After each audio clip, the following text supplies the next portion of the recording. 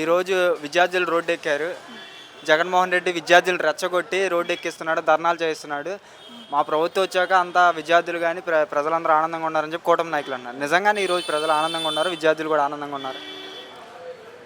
విద్యార్థులు ఆనందంగా ఉన్నారా లేదా అనడానికి ఈవేళ రోడ్డు మీద పోరుబాటుకి వందలాది మంది విద్యార్థులందరూ కూడాను అన్ని చోట్ల జిల్లా కాదు రాష్ట్ర వ్యాప్తంగా తరలిస్తున్నారు.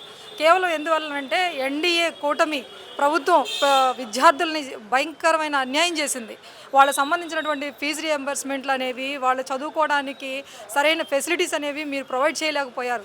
ఇవంతా కూడా వాలంటీర్గా వాళ్ళందరూ బయటకు వచ్చి ఇవాళ ధర్నా చేస్తున్నారే తప్ప ఎవరు కూడాను రెచ్చగొడితే కానీ ఇతర మాటలు చెప్తే కానీ ఎవరు కూడా ముందుకు రావట్ల. విద్యార్థులు అనేవాళ్ళు తెలియగలవాళ్ళు, చదువు రేపటి భవిష్యత్తుకి నాంది. అటువంటి విద్యార్థులకి మీరు సరైన ప్రొవిజన్స్, సరైనటువంటి స్కాలర్షిప్స్ అనేది మీరు ఇవ్వకుండా ఈవేళ రోడ్లు బజారు పాలు చేశారు మీరు. మేడం, జగన్మోహన్ రెడ్డి గారు పార్టీ పడి 15 సంవత్సరాలు అవుతుంది. ఈ 15 ఏళ్ళలో జగన్మోహన్ రెడ్డి గారు ఏ విధంగా ముందుకెళ్ళారనుకుంటున్నారు?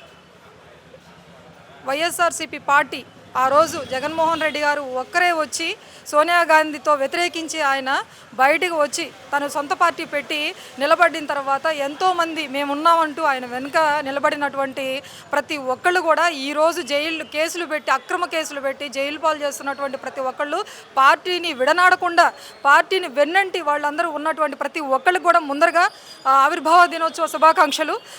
ప్రతి ఒక్కళ్ళకు కూడాను జగనన్న అంటే ఒక బ్రాండ్, జగనన్న అంటే పేదవాళ్ళకి ఒక దేవుడు.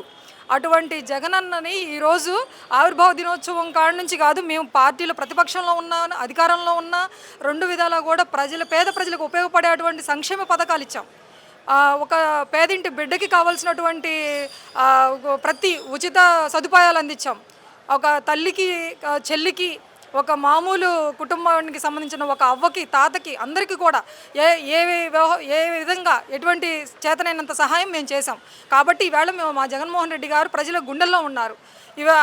ఆయన సంక్షేమ పథకాలు ఇచ్చారు కాబట్టే, కులం మతం ఏమి చూడకుండా ప్రతి మనిషికి న్యాయం జరిగింది కాబట్టే ఈవేళ జగన్మోహన్ రెడ్డి గారు గుండెల్లో ఉన్నారు.